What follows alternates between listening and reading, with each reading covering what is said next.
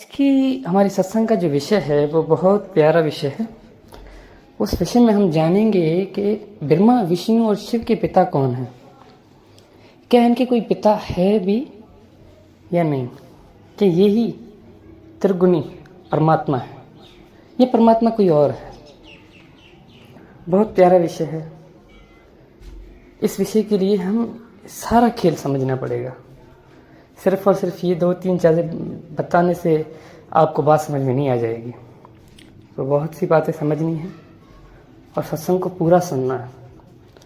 पूरा सुन के अगर आपका हृदय कहे कि जो मैं बात बोल रहा हूँ वो सत्य है, तो सत्संग को शेयर ज़रूर कीजिएगा, जैसे सभी सत्य को जान पाएँ और सत्य का लाभ ले सकें। तो प्रथम हम बंदगी करते हैं। बंदगी मेरे सतगुरु कबीर साहब को बंदगी, बंदगी धनी धर्मदास साहब को बंदगी, बंदगी को नानक देव साहब, गुरु अंगद देव साहब, गुरु भिखा साहब, मलुकदास साहब, गरीबदास साहब, रविदास साहब, अचलू राम साहब, दादूदास साहब, बनाना साहब, रॉयल साहब, बाबा बुल्ले शाह सरकार, मेरे सतगुरु विषमदास, सतगुरु प्रागदास, सतगुरु गिरधारीदास साहब को बंदगी, सर्वे संतों को बंदगी, साहेब बंदगी सतना। सवाल ये था, विषय ये था कि ब्रह्मा विष्णु शिव के कोई पिता है या नहीं। क्या ये ही त्रिगुणी परमात्मा है? ये परमात्मा कौन है और इनके पिता कौन हैं? देखिए, इनके पिता को भी जानना है और परमात्मा को भी जानना है। क्या इनके पिता परमात्मा है? ये भी सवाल उठता है। तो साहब कहते हैं कि 3 देव को सब कोई धावे, चौथे देव की मरम न जाने, चौथा छोड़ पंजम को धावे, कहे कबीर सोई हमको पावे। साहब कहते हैं कि 3 देव को सब कोई धावे। ये जो 3 देव हैं, ब्रह्मा विष्णु और शिव, इसको सारा संसार मान रहा है, पूज रहा है। कोई विष्णुपंथी है, कोई शिवपंथी है। तो अलग अलग धर्म, अलग अलग पंथों में हर कोई अपने परमात्मा का सिमरन कर रहा है और इन्हीं देवताओं की पूजा कर रहे हैं। लेकिन साहब कहते हैं कि 3 देव को सब कोई धावे, इनको तो सारा संसार धा रहा है, हर कोई इसका सिमरन कर रहा है। सारा संसार का अर्थ ये नहीं कि सारे जितने भी धर्म हैं वो हिंदू कर रहे हैं, सिर्फ और सिर्फ हिंदू मान रहे हैं कि ब्रह्मा विष्णु शिव ही परमात्मा है। कोई शिव को परमात्मा बोल रहा है, कोई विष्णु को परमात्मा बोल रहा है। लेकिन हम कई सुनी सुनाई बातों पे ना जल्दी में विश्वास कर लेते हैं। इतने तक हम अपने शास्त्रों को भी ना जानने की कोशिश करते हैं, ना उनको समझने की कोशिश करते हैं। उनमें जो बताए हुए सारे, हम उन पे भी विश्वास नहीं करते।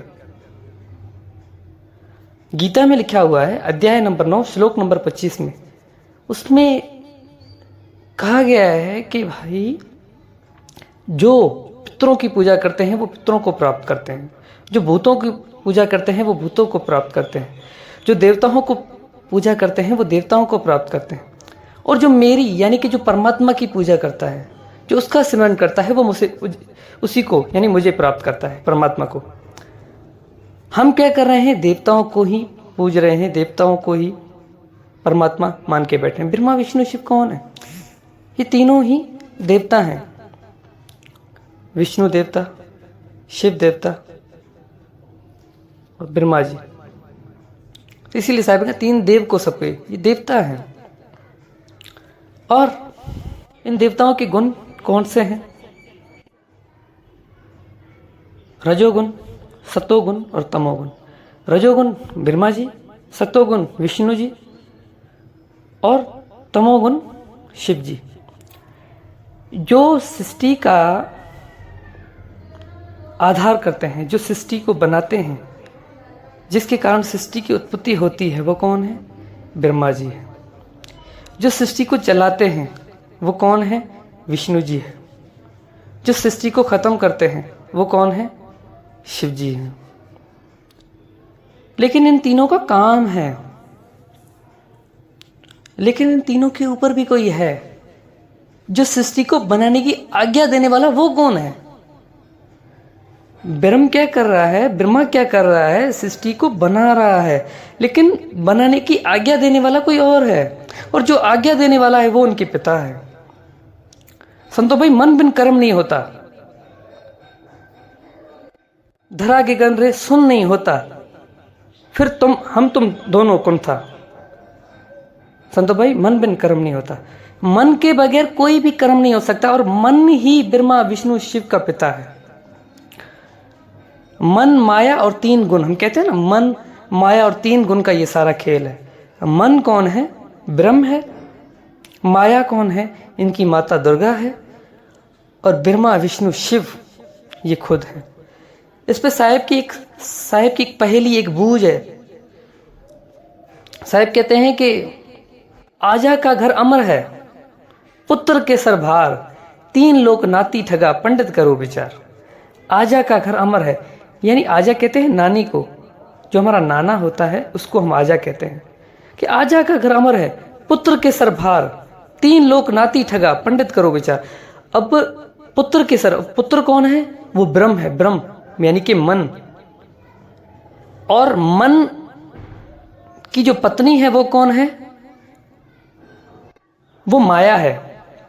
और माया और मन, ये दोनों का संबंध क्या है? भाई बहन का, क्योंकि एक ही परमात्मा ने इन दोनों की उत्पत्ति हुई है। इन दोनों का पिता एक ही परमात्मा है। फिर जो माया है उसका पिता कौन है? वो भी परमात्मा, आजा है, यानी नाना है। और उससे आगे 3 लोग नाती ठगा, नाती यानी उनके पोते, वो कौन है? ब्रह्मा विष्णु शिव। किसके? नाना के। अब ये जो नाना है वो हमारी आत्मा है, परमात्मा भी नहीं है। मैंने बोल दिया कि परमात्मा, लेकिन परमात्मा नहीं है। आजा का घर अमर है, यानी आत्मा का जो घर है वो अमर है। आजा का घर अमर है, पुत्र के सर भार, पुत्र के सर ये सारा भार है, ये सारे कार्य उसके ऊपर है। उसने आगे कार्य दे दिए हैं, लेकिन सारा भार उसके ऊपर है। लेकिन जो आजा है, जो इन सबका, जो उन बच्चों का जो नाना है, वो अमर है, उसे किसी चीज की परवाह नहीं है। इसीलिए तो हम कहते हैं कि आत्मा अकर्मी है। वो खुद से कोई कर्म नहीं करती, लेकिन करवाती है। वो खुद तो अमर है, वो खुद तो अचल है, खुद तो अविनाशी है, लेकिन जो उसके नीचे काम कर रहे हैं वो तो अविनाशी नहीं है ना। इसीलिए कहते हैं कि आजा का घर अमर है, पुत्र के सर भार, 3 लोग नाती ठगा, पंडित करो विचार। कि पंडित इस पहेली पे विचार करो। तो साहब ने क्या कहा कि 3 देव को सब कोई धावे, चौथे देव की मरम नहीं जाने। चौथा कौन हो गया? मन। अच्छा, मैं आपको अनेक प्रकार से मैं आपको ये चीजें समझा सकता हूं। हम मन को समय भी कह सकते हैं। मन, समय में भी 3 चीजें आ जाती हैं। एक समय पॉजिटिव, एक समय न्यूट्रल और एक समय नेगेटिव। एक समय प्रेजेंट, एक समय पास्ट, एक समय फ्यूचर।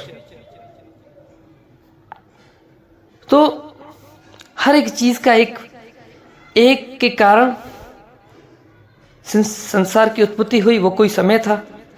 एक वो समय जिसमें ये उत्पत्ति तो होगी, लेकिन वो कार्य चल रहा है।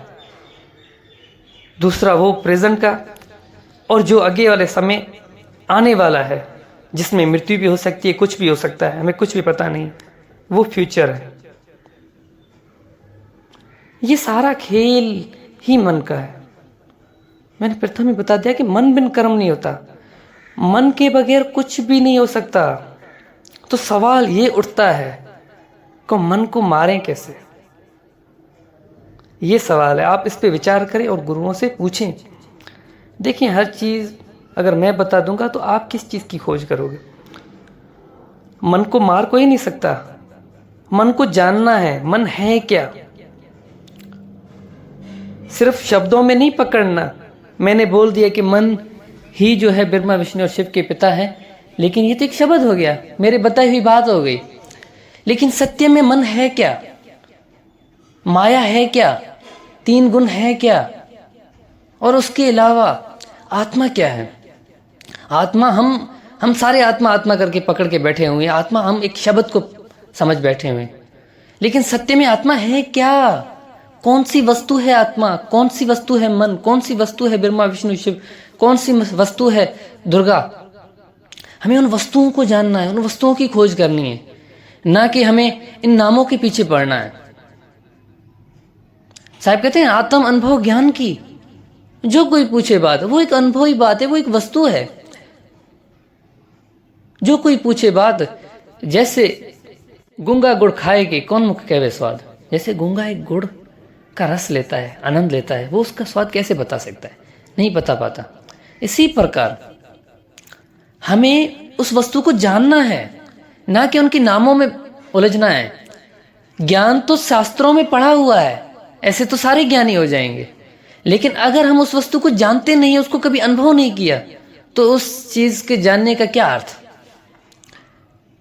साहेब ने इतने शास्त्रों में सारा कुछ, हर खेल समझाया है। क्यों समझाया है? हमारे लिए। मैं कहता हूं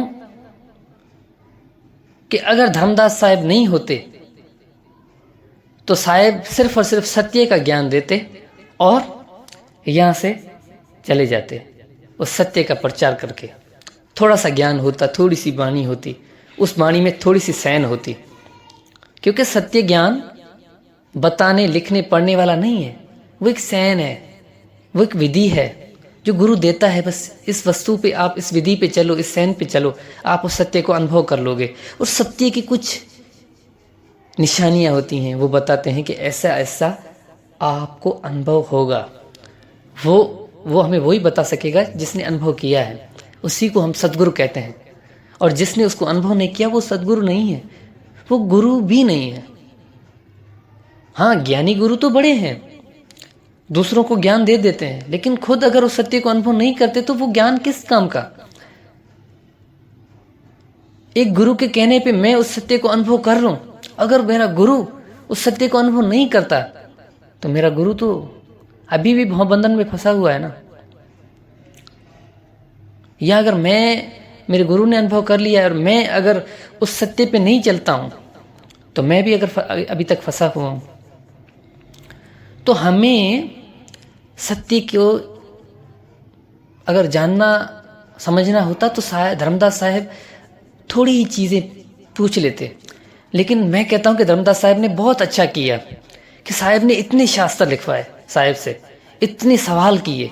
अगर साहेब से धर्मदास साहेब ने अगर मन के बारे में नहीं पूछा होता, अगर माया के बारे में नहीं पूछा, अगर प्रकृति के बारे में नहीं पूछा होता, ये सारा खेल नहीं पूछा होता, तो किसे तकलीफ होती? आज हमें होती, क्योंकि हमारे हृदय में सवाल हो रहे हैं, सवाल उत्पन्न हो रहे हैं। कभी हम जानना चाहते हैं मन क्या है, कभी हम जानना चाहते हैं माया क्या है, कभी हम जानना चाहते हैं 3 गुण क्या है, कभी हम जानना चाहते हैं ये प्रकृति कैसे बनी, कभी हम जानना चाहते हैं ये 5 तत्व का निर्माण कैसे हुआ। अनेकों सवाल है, और इन सारों सवालों का जवाब मेरे साहब ने धर्मदास साहब को दिया। तब दिया जब धर्मदास साहब ने सवाल किए, क्योंकि धर्मदास साहब नहीं, हम ही नादान थे, हम ही भी नादान हैं। हमें इतनी समझ नहीं है कि हम उस चीज को इतने जल्दी समझ पाए, इसीलिए ये सारा खेल बना और ये सारा ज्ञान हुआ। और अच्छा हुआ, अगर ये ज्ञान नहीं होता तो हमें आज कुछ भी पता नहीं होता। लेकिन मैं ये भी कहता हूं कि नहीं होना चाहिए था, हमें थोड़ी सी बात मिलनी चाहिए। और मैं सत्य कहता हूं, सत्य हमेशा थोड़ा होता है। बात है जरा सी नहीं तो 84, थोड़ी सी बात, एक जरा सी बात है। उस बात को अगर समझ गए तो ठीक, नहीं तो 84 तो पक्की है। तो यही सारा खेल है, यही सारा सिस्टम है। तो हमें समझना है, हमें जानना है, हमें नामों में नहीं उलझना। तो मैंने आपको आज ये सब बता दिया कि मन, माया, 3 गुण